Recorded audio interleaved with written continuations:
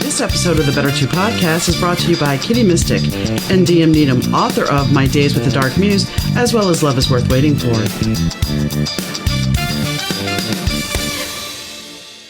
Hi, gang. Donna here. Thanks for tuning into the Better Two podcast. Today's guest is Amanda Keith.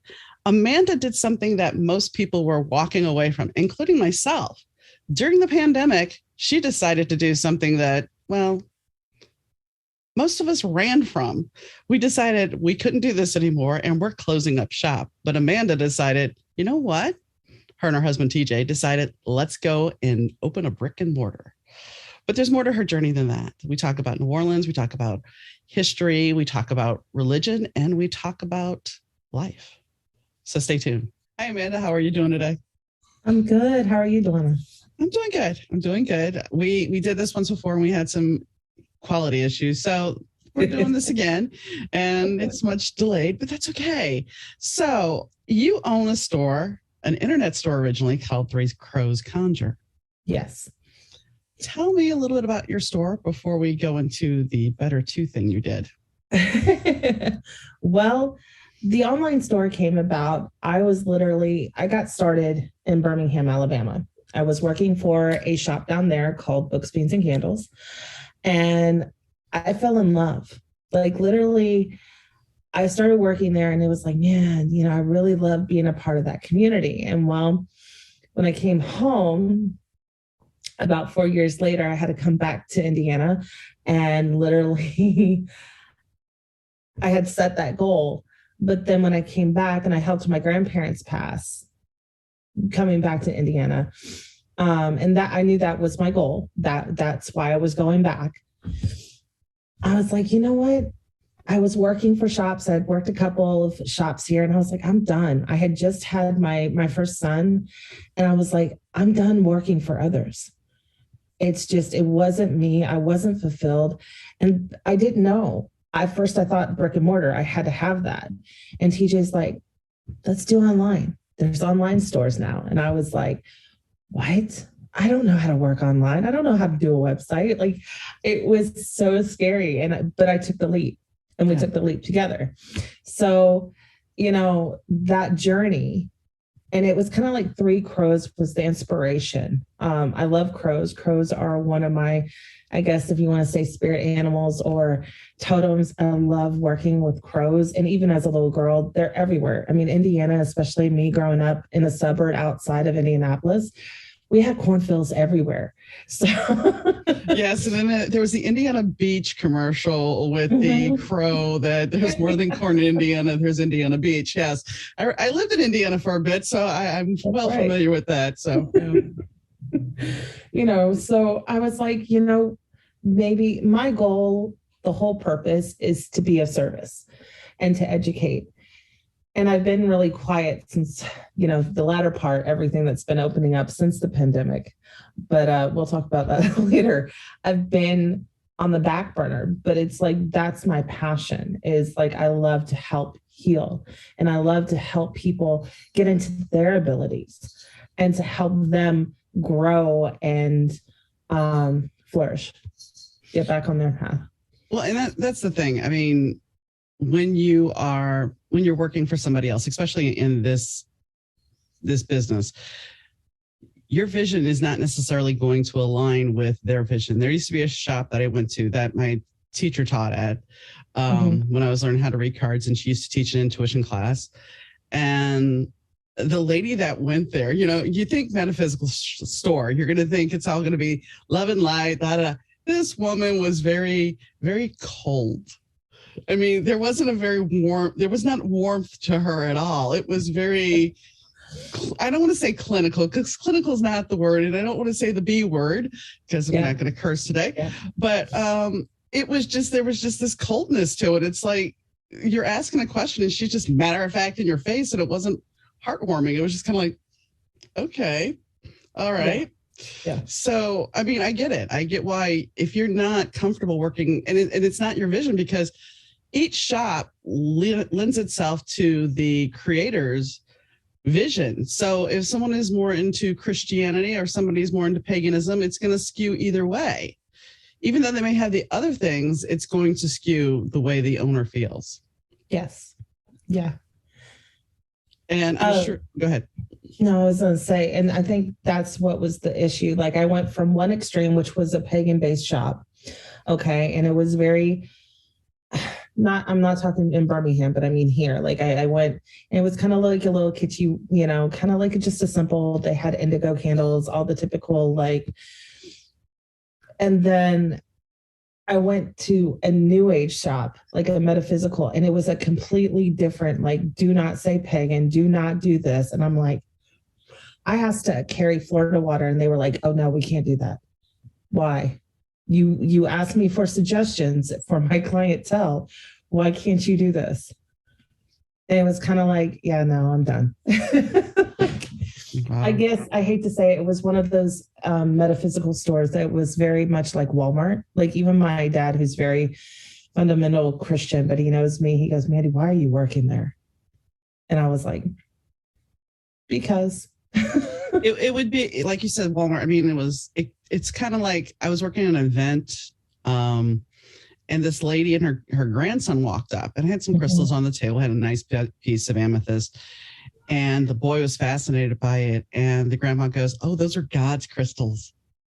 And I was just like, I had never heard it phrased that way, but I was just like, okay, if that's what makes you feel connected, then yes, run with it. But it's like, I don't know why we have to label everything to make it homogenized.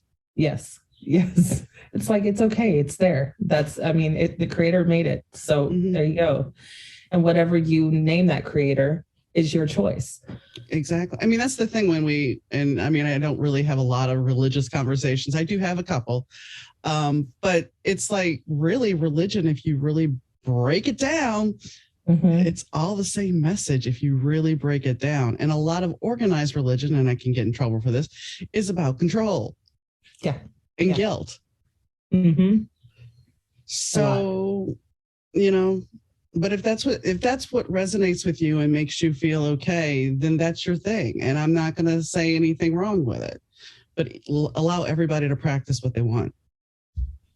As long as it's not doing harm to anybody else. Exactly. I mean, to me, it's like, I'm very eclectic as it is. I've been on this path since my first book was at 13, and then I really started taking classes at 18. Like as soon as I could, it was just like boom, boom, boom. Because I remember being in a house and they were like, you're not having an altar. And I'm like, I want an altar.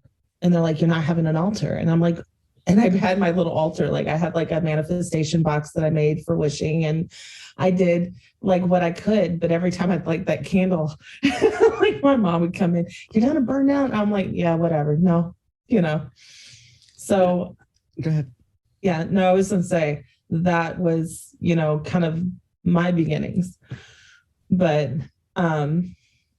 yeah, go ahead. No, I was just going to say, growing up in New Orleans, my mom would take me to like Bottom of the Teacup and other places to get her cards read. And I'd sit there and I'd look around and I'd be curious as anything. But of course, if I mentioned that I wanted to dabble in this, even though I was intuitive as anything, nope. But I would have prognosticating dreams and stuff and know things and nope, can't do it. So I remember once I finally started embracing stuff, and that was a journey in the 90s. But when one of my friends came over who was Wiccan, and none of my friends had ever commented. She came in my bedroom, and because I was like, well, we were talking about Wicca and stuff. And I'm like, well, I do burn candles. And she comes in and she sees this. I have this table and I have candles and I have, some presentation. And she goes, and you say you're not a witch. And I'm like, excuse me? She goes, you say you're not a witch. I'm like, what are you talking about? I just burn candles. She goes, this is an altar. You're a natural witch. Get over it. I'm like, I don't know what you're talking about. So, I mean, it's not that I've embraced my witchiness. It's just one of those things where it's like, I do what I am comfortable with and what calls to me. And, my belief system is kind of a hodgepodge of what I believe. Yeah. But yeah, go ahead. No, I was gonna say, and that's the beauty of it. That right there, and that's how it was with me. I was very natural in what I was doing. You know, I would go and sit in the trees like my grandparents when I was growing up living with them.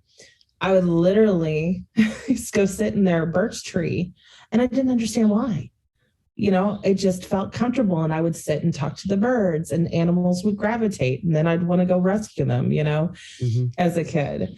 And it was just simple things, or flowers, helping my grandmother garden and helping, you know, just those steps. And then I remember when I was 3 years old, and only a child could do this. Okay. God was always mentioned in the house, you know, it was always kind of talked about. But I watched this commercial I can't believe it's not butter commercial. Literally with Mother Earth. Okay. I saw her and I don't know what it was. I saw all the animals, all just the nature. And I was like, that makes sense. There's a goddess and there's a God. There's a Mother Earth and there's a God. And I remember later on, about a couple months later, my dad was like, well, you believe in God? And I go, yes, Mother Earth too. And he was like, no, Mandy. And I was like, yes, Dad, why not? And I was like, you know, the strong 3-year-old. And I was always the kind of person that would always question why or what. Why do I have to do this? You know? So, yeah.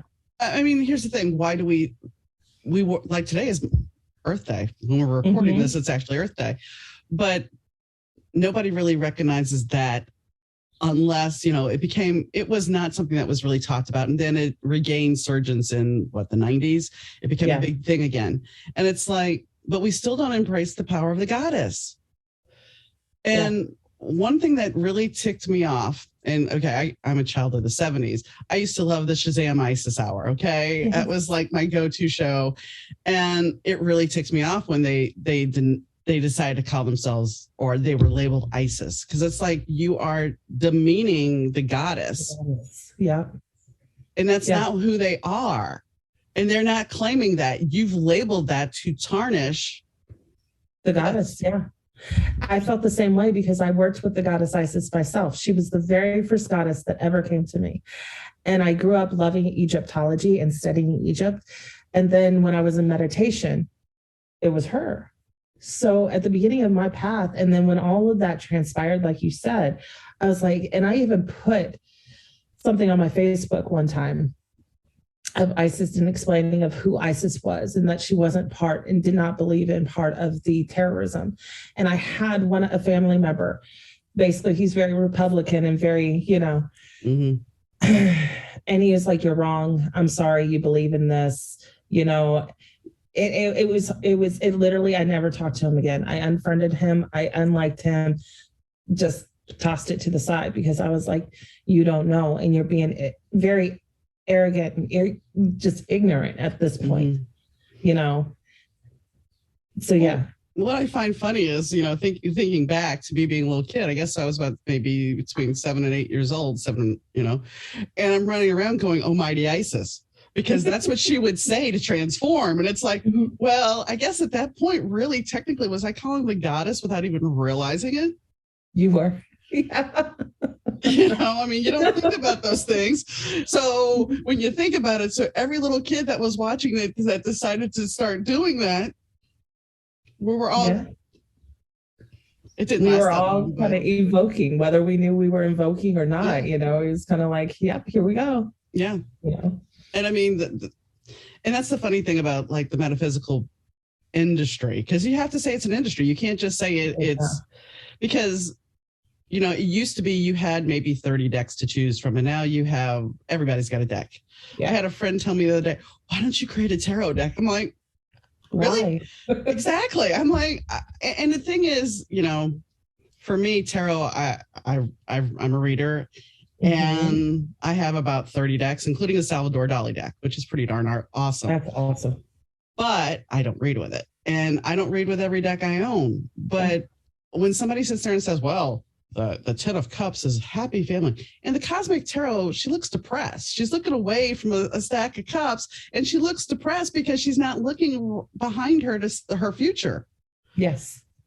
but yet, the traditional meaning, and it's like, no, you can't always when you look at all the creation of decks now, the traditional meanings have gone out the window in some cases. Well, and when I teach tarot, I teach from a perspective, because it was taught to me to be intuitive, to take whatever deck that you have and to go, what stands out to you? Take a minute each day and take a card and what stands out and write it down. Like, this is the thing. I'm noticing with a lot of people these days, they don't want to do the work. Like, they don't want to write it down. They don't want to meditate. They don't want to do what needs to be done. And it's like, you have to, or you're not going to get the full effect. You got to have the discipline with the practice. But I love teaching tarot that way. And it opens up, because a lot of people I've noticed also, because they go from what's in the book, and it's like, throw the book out, look at it, and then see how they connect, see how they unfold. Exactly. And I mean, for me, when I started reading, yes, I had come across, my mom had a tarot deck. This was after she had passed, and it was the Rider-Waite, and I could not connect with it to save my life. But one of my friends had this book called, I think it was called Tarot Made Easy. And it's a really fun book because it's got all these categories. And so I would start doing readings, and I'm flipping through the pages, and I was spot on with the reading, but I mean, I'm flipping through the pages because it gives like one sentence for each whatever topic. Yes. So finally I started taking an intuition class because my intuition just kept pinging, and it's like, all right, fine. So I take the intuition class, and it was a running joke with my teacher, because everybody else, kind of what you were saying about not everybody wanting to do the work. It's like, I'm 6-7 months in, and I'm the only constant student. And she's like, okay, class, we're going to go around and introduce ourselves. And then right before I would go to me, she's like, and here's the student that's always here. So she decides, she's like, I'm going to teach a second intuition class. I'm like, okay. So I'm like, fine, I'll sign up. I was the only one in the class. She only did it for 3 times. And the last time I brought the Cosmic Tarot, because that's what she read with. And I really liked it because it had all the Hollywood stuff. Yep. And she's like, okay. She did exactly what you said. She's like, see this book? You don't need it. Put it away. I'm like, all right. And so she sat there and she showed me a little bit. And then she's like, I want you to read for me. I'm like, what? And so she made me that night. And I realized, after doing this for 20 plus years, that what you see in those cards changes too. There was the 2 of Cups in that deck. There is no dog in that deck or in that card. There's none. No. Yet there was one lady I was reading, and I'm like, I saw a dog, and I'm like, you love this dog. You love your dog more than anybody else. And she's like, yeah, you're right. Just like, okay. So that's the thing. It's like, John, my husband, was always saying this, it's printed paper. It's the reader who has the power and the interpretation. And I remember being at Barnes, and this girl was looking at cards, and being a reader, you want to give advice sometimes, and I'm like, I said, are you looking for a deck? She goes, yeah. She's like, I had a reading Saturday. She said I was intuitive, so I'm going to get a deck and go into business. Yeah. And I just looked at her. I was like, really? I said, well, make sure you choose a deck that calls to you. Oh, well, I'm going to get a Rider-Waite because that's what she had. Like, okay, bye. No. It doesn't work that quickly. But that's what, exactly to your point of, oh, well, I got a deck of cards. I can do this. No worries. It's been frustrating because I've had clients that way, where they have intuition, just a basic intuition, and they've got it, and I'm just like, hold on. And they're like, nope, I'm gone. And they'll go.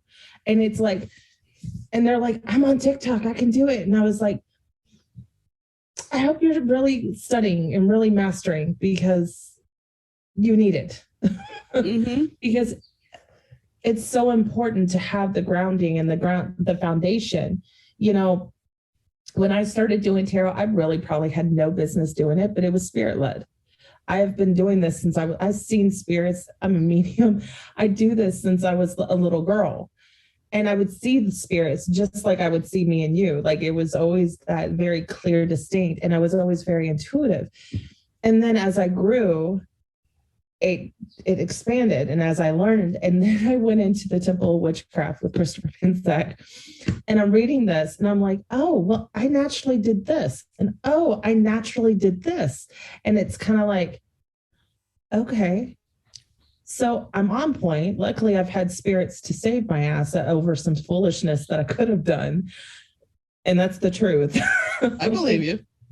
I'm like, I've always been drawn to spirit boards, but I've always known to cast a circle, cleanse the space, even if it's just with incense, it's moving and setting that space. And it's just like, yeah. And I mean, that's, yeah. It's definitely dedication. It's definitely a passion. And discipline. For me, the medium thing was not something that I had planned on. I was working a party and somebody's dad came through and I'm like, your dad really wants to talk to you. You can do this. No, I can't. Yeah, you can. You can talk to your dad. No, I can't. Finally, when I was done reading her, I'm just like, give me your hands. I didn't know what I was doing. And sure enough, I connected with him. And it was just like, okay, here we go.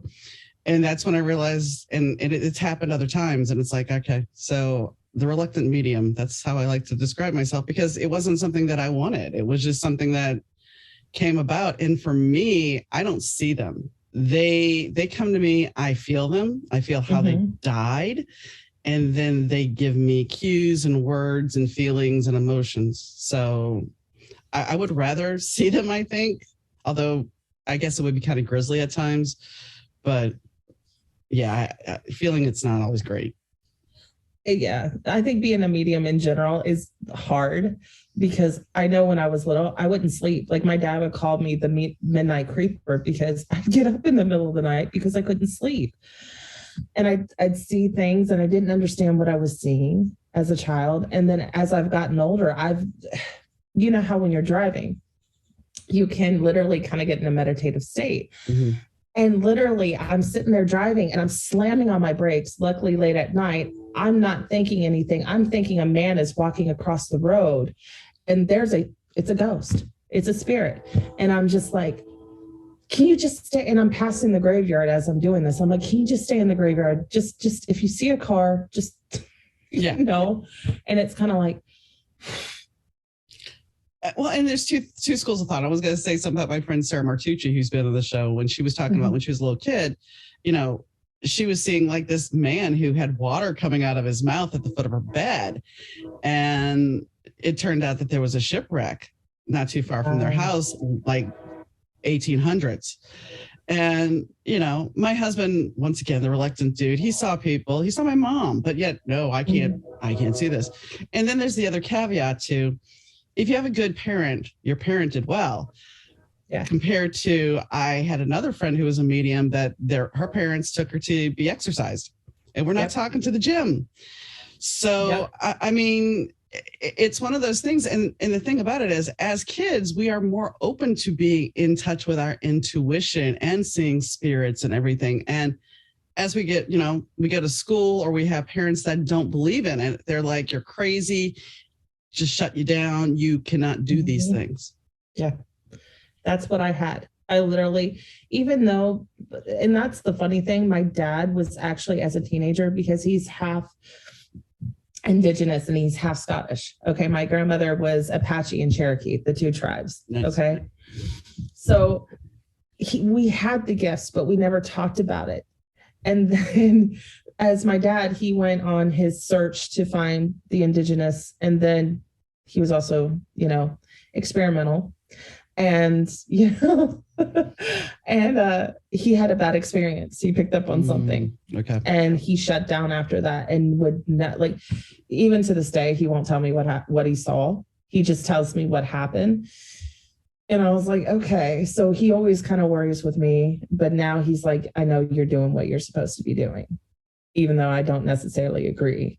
Like, he's gone to the shop, he's seen the shop, It's, I guess we'll talk about that later, but it's just kind of like, it's evolving. And like, I've kind of helped him, and we'll talk about herbalism and stuff like that, but whatever he's comfortable with. And then we'll come back around, Yeah. But the mediumship, I will say, has been a gift to help people in their transitions and being a death doula. And that's a new part of my journey that I'm just now really kind of embracing and starting. since my grandparents, and I've done that, and I've helped and done some funerals, and it's turned what I thought was a curse is a blessing in disguise. So well, tell me about being a death doula. I mean, what does that, because that's not a very common term. I mean, we hear, well, I mean, for me, but... yeah, I mean, that's pretty much what it is. You're helping that person during their transitions, going, do you have any, anything that you want, what are their wishes? Is there things that you want to be left behind, memories, thoughts, is there any questions in theirs? A lot of it is just making them to come to a term to their new birth. And that's kind of how death is. It's the opposite of birth. So each is a transition into a new world, a new beginning. And it's a transition. So during being a death doula, it can be difficult. It can be long. When I was helping my grandmother, I would literally come over once a day and I would massage her for an hour, and I'd do Reiki on her because she was in so much pain, but yet she wasn't getting the answers. And then I kept picking up on cancer, and I was so afraid to tell her. Like, I was just like, I didn't want to tell her in case I was wrong. And literally, finally, about 2 weeks before she did die, they diagnosed her with stage 4 lung cancer. Oh. And the only thing I found out afterwards, I didn't know how much I was helping her, but she had told my aunt that literally the only thing that helped her get through the pain, get through everything she was dealing with, was that 1 hour massage. Because after I was done doing Reiki, after I was done doing what I was needing to do, and I'd sit and talk to her, we'd talk about memories. And then during the process, it's asking the family, do you have anything? Helping them to understand. And then helping the person in that transition, whether it's doing a ritual or setting space or just telling them it's okay. Because a lot of the times they'll fight because of their family, or hold on because of their loved ones. The most recent one, I guess I kind of did, and it was another personal one, was my father, my biological father.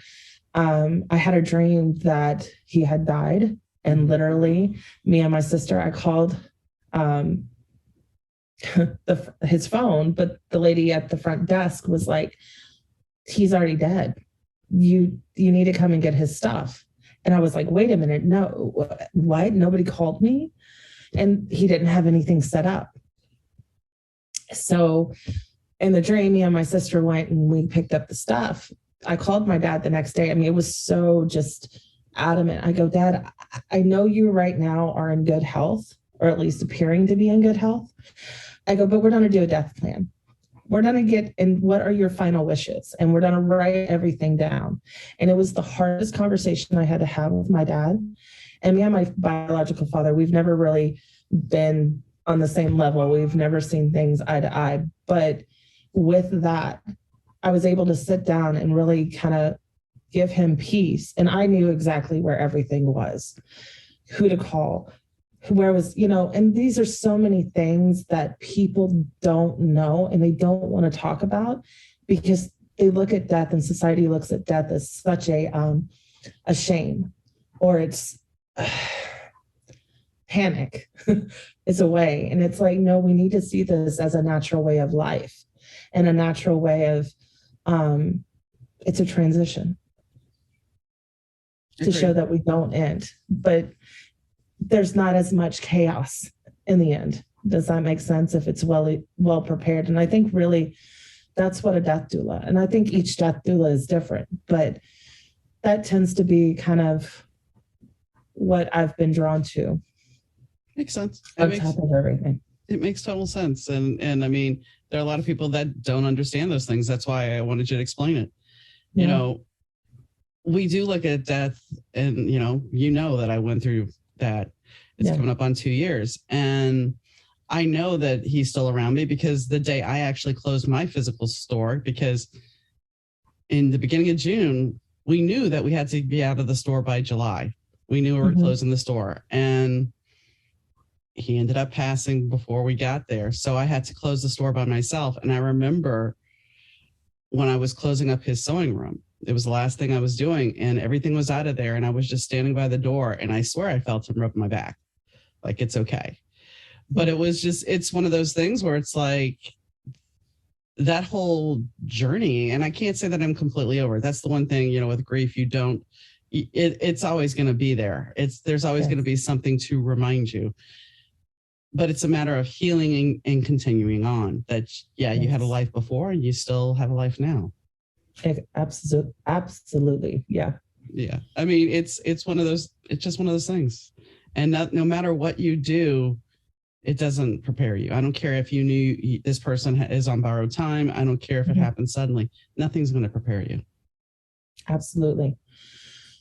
Absolutely. I mean, I think, and that's the beauty of like doing, you know, as I've grown in my practice, you know, it's kind of taken me to the African, you know, diaspora traditions and, you know, that whole journey, which it's honoring a part of my ancestry that had been forgotten and suppressed, because I found out I do have African-American ancestry as well.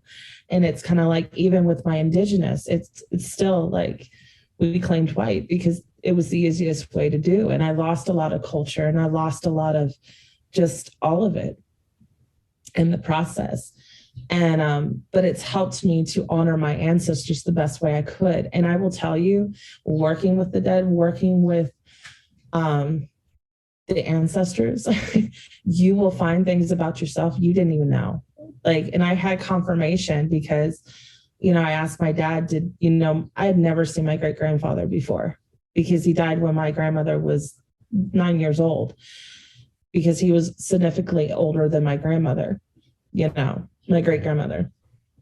And literally I was like, Dad, was he skinny? Was he kind of bald? And he was like, how the hell do you know this? And I was like, he goes, you saw him, didn't you? And I go, yeah, in a dream. And I go, what about it was my great grandmother's mother. So I guess, yeah, we'll go through there. But I remember having a dream, and my ancestors, my great grandmother and my grandmother, were showing me her picture. And I was like, did she look like this? And he goes, yeah. And I'm like, so they'll show yourself. Like, if you really want to know and you need that confirmation, but you've got to be willing to trust yourself. And I think that's what the key is to the discipline and the practice, because if you don't, you're going to question what you're getting, and you're going to end up blocking. My husband used to always say, how do you know? And it's like, you just do. And when I think back, you know, talking about dreams and stuff, after my mom died, I would have these dreams where she would come and tell me she wasn't dead, because I never saw, she committed suicide and then she was cremated before I ever saw her. So I never had that closure. And she would constantly tell me she was still alive. And I'm just like, no. And about a month before I was going to marry my first husband, she comes to me and she's got my youngest stepdaughter with her. So I'm thinking now, when I look back, I'm like, she wanted me to pay attention. But, and so she's like, I have to tell you something. And I'm like, no, you don't. You're dead. She's like, and this, of course, I'm not evolved spiritually yet. So, and I'm like, she's like, no, I have to tell you something seriously. I'm like, no, you're dead. Go away. No, seriously. I'm like, go away. So she did. We got married in February. Our marriage was on the rocks by the time October rolled around, and we completely ended the marriage. Well, not formally, but I left in January. Wow. Around the same time of that dream. So it's like, I look back at that dream and go, she was trying to warn me. Yeah. In the universe, I mean, there was more things. The cake collapsed, the minister did. I mean, there was so many things the universe was like screaming to go, don't do this. And I was like, yeah, I got this.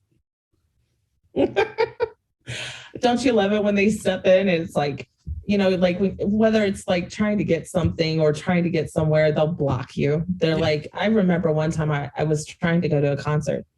For whatever reason, I was going down to Louisville. No big deal. We get to Louisville, they block off the exits. I cannot get into the city. And I was like, well, chalk it up. I lost the money. It's all right. Yeah. It's done. And I was like, for whatever reason, I wasn't supposed to go, even though I had the ticket. Everything was good. So spirit will do that. Like if it's not meant to be, it will. But it's also amazing to see the opposite. I was going to say, I've had those moments like Live Aid. I wasn't supposed to go to Live Aid, but I said when they announced Live Aid, I'm like, I would give anything to go to Live Aid, which I know is not really something you should say. But at 17 years old, you say stupid stuff like this. Yeah. And fast forward, like, because this is Shreveport, that's not a big hub at the time. No. This was, I think, December, January when they announced it. I don't even remember. But fast forward to 2 weeks before, or the week before 4th of July weekend, so the end of June, they announced they're going to have a contest. July 4th weekend, you got to stay up and count how many times they play Studio on the radio. Yeah. So me and my friend did it. She was caller number 1. I was caller number 6, so I didn't get any placement. You had to be caller 1 or caller number 9. And she was caller number 1. And here's the thing. I was 17. She was younger than me. And I was her legal guardian. You gotta love the 80s. Yeah. The radio station signed off on it. It was no big deal. And there you go. It's like, there's no way I should have been her legal guardian. But and I met one of the long-term best friends because she was the person from the other winner. So that's awesome. Yeah. So I mean, it's one of those things where it's like sometimes the universe will give you what you need, and other times the universe, no matter how much you want, it's going to be like, no. Yeah. Yeah. And if it's meant to happen, it doesn't have to make sense. That's the thing. People are like, well, why or how? And it's like, just let it happen, because the best thing to do is just let it happen. Yeah. Let it be crazy. Let go. Go with the flow. Very much so. So I mentioned that I closed my shop during the pandemic, but you decided to, and it really wasn't a shop. I really should preface this. I had an office space and my husband had a room across the hall. So it wasn't really a shop, but you decided during the pandemic when everybody's like, I'm done, bye. You decided to do the exact opposite. I know, that rebel, right? You know, it's always been me. I was actually literally, the way it happened, we've had the business, God, since 2013 is when we really started it. And then it's just kind of grown and evolved. Well, it was taking up my whole townhouse. I mean, literally, it's just like, I didn't have a living room. I didn't have everything was just, it was the shop. And it wasn't like overtaking, we made it work. But I was like, I want a home. I want a house. I was like, so I sat with my guides and I was like, look, I need something affordable. I need something that won't look at my credit right now. I'm in the building. At the time I was working at the credit. I'm like, we're in the middle of pandemic, so I need it affordable. And here we go. Let's go. Literally within a week, the space that I had looked at 5 years before and was like, this would be the perfect space. Boom, it's now the shop. And it happened just like that. We signed the papers on Christmas Eve, if that says anything. Nice. And it's been affordable. And I was just really focusing online. And then as soon as we got in there and we were trying to paint and get it ready, I was like, maybe we'll open it to the public. We'll see. I couldn't keep people away. I literally had to open the store early to let people in, because literally every day we would have to turn away somebody. And it's just been crazy. And it's like, okay,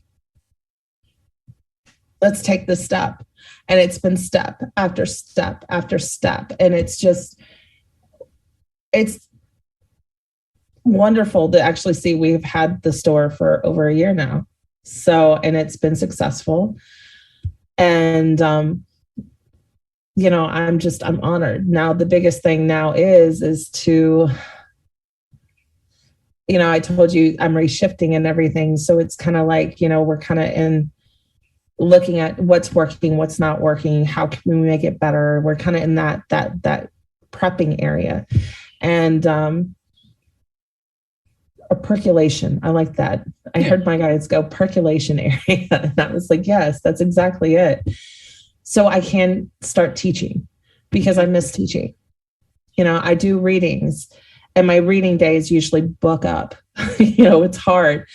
So usually I'm useless on my reading days because I'm just like, bump, bump. But now it's kind of like, let's do it.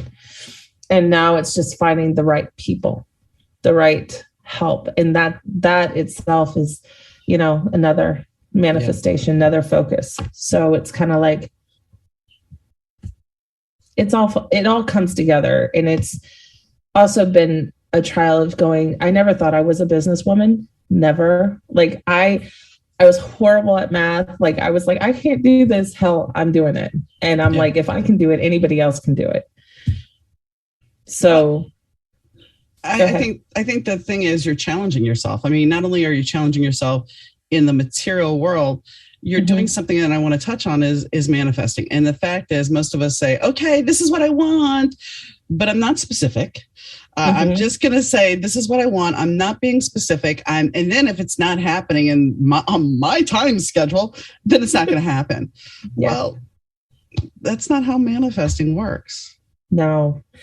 I see so many people going, well, and not only that, but that's not how psychic readings work either. Like you'll get information and sometimes it's 2 years down the road, or maybe it's happening the very next day. The reason why I bring the laugh is because yesterday and talk about divine intervention. So I'm in the middle of my house is a sty. I'm in the middle of decluttering everything because it's just I'm going to end up selling it. But I threw a dog treat and it bounced on the carpet and bounced into a shopping bag. In the shopping bag was a bunch of audio cassettes. And I used to record my readings on an audio cassette. So I pulled it out last night and the reading was from August 21st of 2002. And of course, last night was the 21st of April. And so when I was listening to this reading, it freaked me out because something that was said is kind of something that's playing out or has the potential to play out coming up. And it's about 20 years. And it's just kind of like, and she mentioned my husband who, and it was like, okay. Yeah. So it was just one of those things where it's like, just because somebody told you something, and the thing is life is cyclic. So if we didn't do what we were supposed to do back then, it's going to come back around. Yes. What is meant for you will always be yours. And I think that has been one of the most beautiful mantras that has helped me to just kind of go with things and not be so much in my head. Is like, what is meant for me will be mine. It doesn't matter if it has to come back 5 times around. If it's meant for me, it will happen when I'm ready for it. Yeah. Yeah. And that's the hard thing is you have to be, number one, you have to be ready for it. Otherwise you can be in the perfect situation and have the things happen that you really think. Yes. But if you're not confident enough and ready for it, it's going to fall apart. Yeah. Yeah. So absolutely. I get that completely. So what kind of classes will you be offering, or is this still just something that you're trying to gestate? A little bit of both. Psychic development, because that is so important for me. I would love to do a tarot class, but I might see if I have another local teacher to do it, depending on the time. But I love teaching tarot. Tarot is so much fun to me. It's so in depth. It can be as in depth or not in depth as you want it. I want to do some magic, some hoodoo. I do have a class that I love talking about, which is what is voodoo and what is hoodoo? What's the difference? Because a lot of people are like, oh, that's the same. And I'm like, oh, no, no, they're not. So, and I don't look for the voodoo. Like for me, it's like, this is my personal belief, my personal practices. I'm just like, that's mine. I don't really talk about it, but it finds me. And it's like the spirits are like, nope, here you go. And I'm like, can I talk about it? And it's kind of been, especially since the passing of my godfather at the time, he just passed in February. So, it's been kind of a, my transition. It's kind of like, well, what do I do now? Do I go to another house? Do I find, it's been a lot. So for me, I know I've been quiet, like on social media and everything for the past, I think mainly through the pandemic. And this past year has just been like hermit mode, but it's been like, I've been feeling the change to just kind of go within and really see who I am, and B, where I'm wanting to take things, and be smart about it, because it's important. Yeah, I think that the pandemic forced a lot of us, if you really paid attention, to do that. We were forced. I mean, it was like, you don't have an option. This is what you have to do. And it's funny because I have been fighting selling this house. I've been fighting because it's like, this was our home. This is where I feel good. But when I did a meditation the other night, it's like, you can't stay here. And I mean, I knew this already. I was already to that point where I had come to, I got to let it go. But it was just in the meditation, it was just screaming at me. It's like, time to go. You have to move. And it's like, especially if you lost somebody during the pandemic, because the whole grieving process was not normal. No. So it's like, you had to face yourself. You had to face your shadow side in some cases. Yeah. And say, okay, this is what I'm going to do. And this is how I'm going to see. And who am I now? Absolutely. I think that's one of the biggest things is like, if I'm not being true to who I am, if I'm not being true to who, my ancestors sacrificed for me to be, it's kind of like, what am I doing? What am I, if I'm not going to listen, if I'm not going to work with them, not going to work with my guides, what am I doing?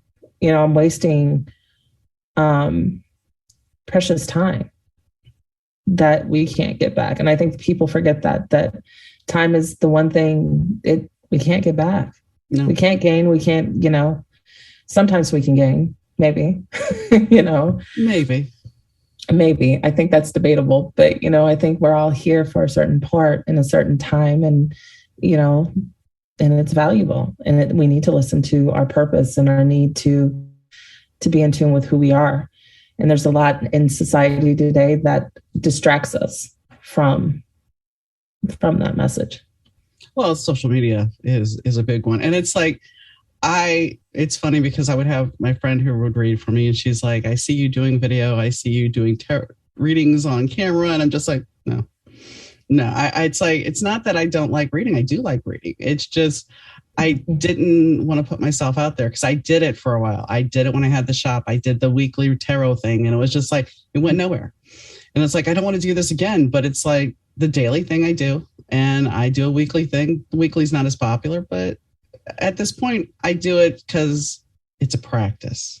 Yeah. And it's getting back to who I truly am. And that was the thing. It's like, I was fighting it so much because it's like, I can't be labeled an author or a podcaster and be a reader too, because there might be some negative connotation there. And it's like, you know what? Who cares? Exactly. I think that's the whole point of, I think what the pandemic's taught me is just like to get that rebel out and just say, I don't care. Because that used to be my attitude when you're younger, you just don't care, and you put the middle finger out and it's like, okay, here we go. And it's like we tame ourselves too much because we try to fit into the mold of what society thinks that we should be doing. And it's like, you can be rediscovering. I've had clients literally go, well, by the time I don't want to be old at 40. And I'm like, is 40 really old? I mean, seriously, I'm like, honey, you can be starting over. And that's what I usually tell them. Like, you can be fucking 50 years old, 70 years old, and you're starting over.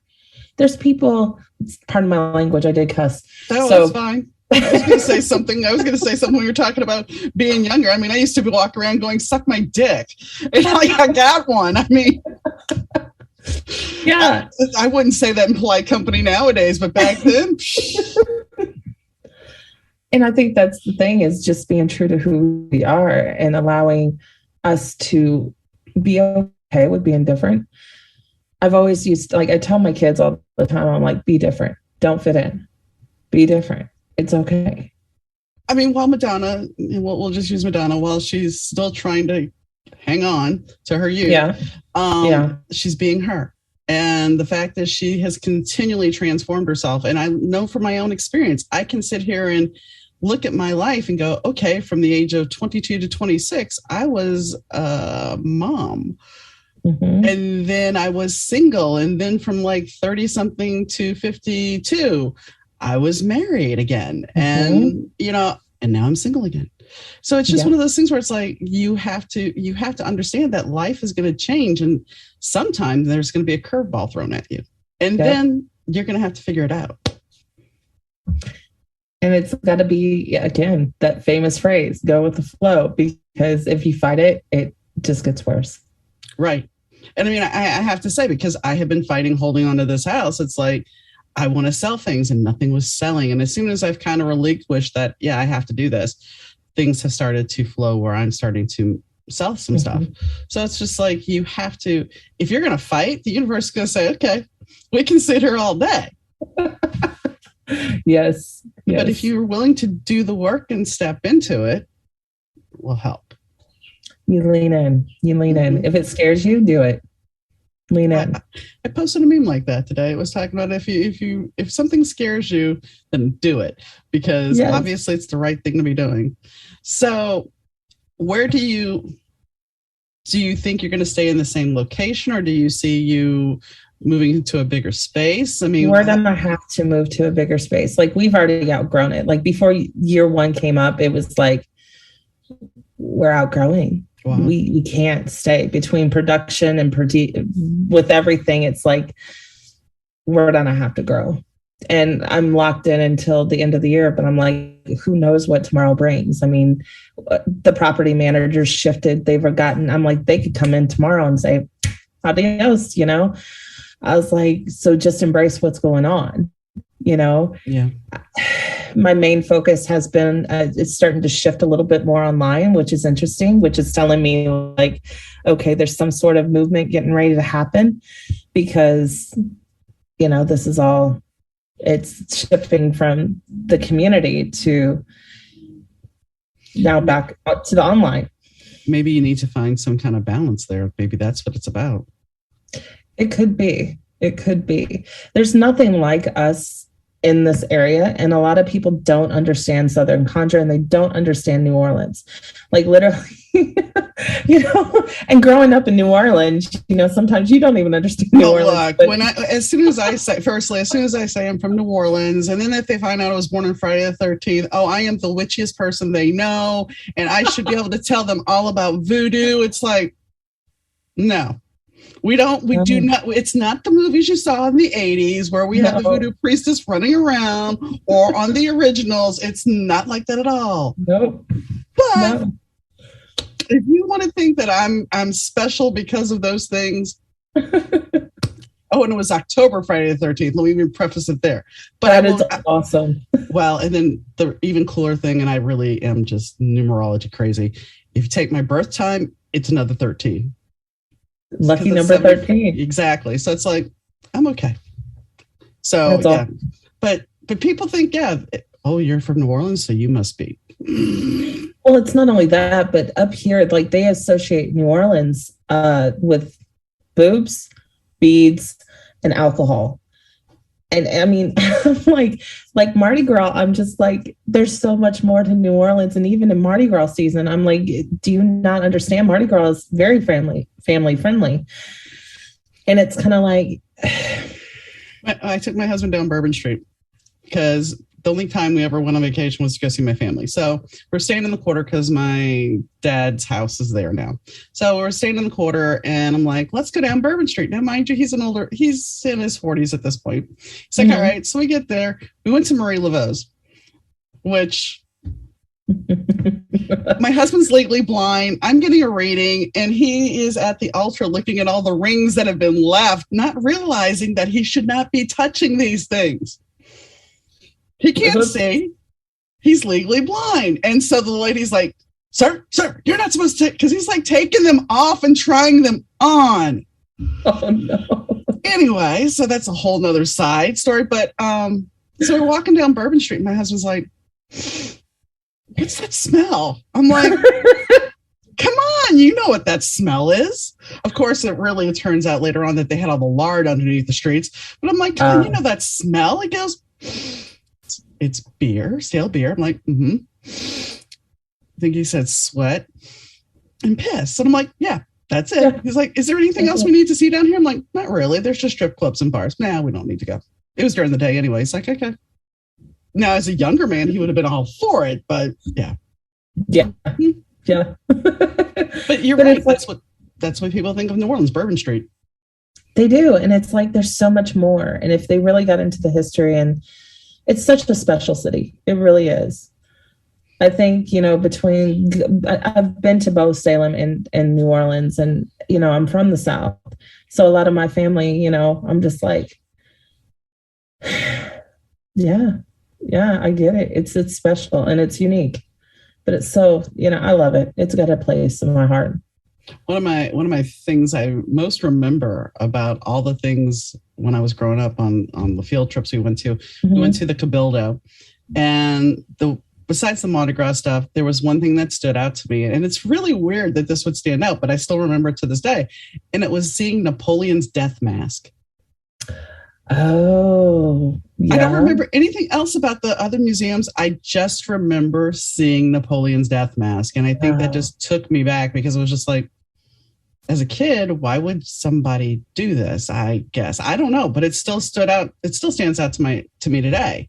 It's like, I don't know why, but that was something that just stuck with me. And that's the thing. You got your Spanish history there. You have your French history there.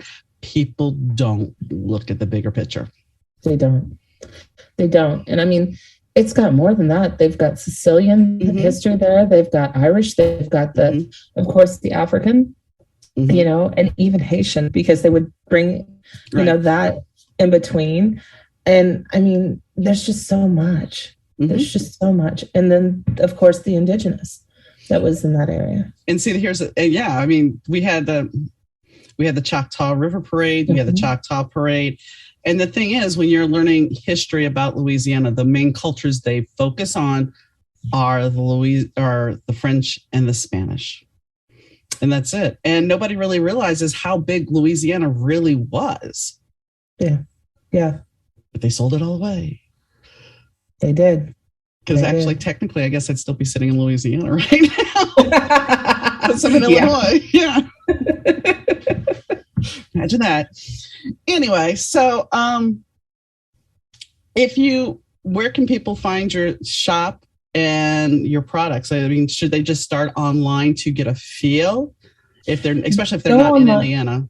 Yeah. Go online to threecrowsconjure.com, or if you're in the local Indy area, we're on Madison Avenue. We're 7220 Madison Avenue in Indianapolis. We're on Instagram. We're on Facebook. I don't think we're on Twitter. It was like, no. Well, now that Elon Musk may be buying Twitter. Yeah. Okay. So I'm like, we're on TikTok. I do have a TikTok. We haven't made movies yet. I'm still getting to know TikTok. I'm like, I have a hard time with TikTok, but it's the one account I have to say that I have more followers now than the people I follow. Really? Yeah. I've not been able to do that until now. And that happened this week. So. Well, we may have to talk. You may have to help me on this, because I'm like, TikTok. I don't know. We can talk about it. Okay. But yeah, those are the main areas that you can find us. So Instagram, Facebook, TikTok, and then our website, www.threecrowsconjure.com, and come to the store at 7220 Madison Avenue in Indianapolis. So. And I do know that it was definitely better to take that risk and open up the brick and mortar, since you're expanding so much. So, yeah. I'm very blessed. I'm very grateful. And honestly, it's been cool to see the community. And Indianapolis is so huge, and the community is so big and scattered, and it's nice because everybody's like, I really like the shop. It's different. And I'm like, that's what I want. Mm-hmm. I like being that different. And it gives people, like, because we hand make our candles. We hand pour every candle we make. We make our oils, our powders, our incense, even our incense sticks. We hand dip. So they make our soaps. And then we try to find custom artists. Since we've kind of expanded the shop, you'll see it on our Facebook and stuff, but we opened it up where it's now one big room, mm-hmm. like our main storefront. And people walk in and like, wait, you've changed it. Oh my God, I like it. It's so much bigger. And it's like, so people are seeing and they're embracing, and it's been nice. So, yeah. Good. Well, I wish you much success and moving forward. Yeah. You too. Thanks for coming on. Thank you for having me. So the conversation, I didn't even think about that, but how many times did I invoke the goddess Isis? It just makes you wonder, because that was the whole catchphrase on the show when she turned into Isis. But I have to applaud Amanda and TJ for the fact that they took that risk, and it's turned into a boom for them. I mean, they have to expand again because they have done so well. It's kind of amazing when you think about it. It's like, while most of us walked away because it wasn't viable, some people found a new life under the pandemic and in the pandemic. And I'm glad that she is now thriving. And I look forward to seeing where the business is going to go, because I have a feeling it's going to continue to just morph into something else. So on that note, definitely check them out online. And if you're in the Indianapolis area, go to the store, because I'm sure you can find something interesting and entertaining. And on that note, well, if you have a question, comment, or concern, you can email me at Donna, DAUNA, at better2podcast.com. That's Donna at better2podcast.com. And if you missed an episode and want to catch up, besides finding it on your local provider, you can also find it at better2podcast.com. All our social media links are there as well. And as always, the show is brought to you by DM Needham and Kitty Mystic, as well as our audio is done by Rich Zai of Third Ear Audio. Anyway, I hope you have a fantastic day, weekend, evening, whenever you choose to listen to the podcast. And I'll catch you next time, guys. Bye.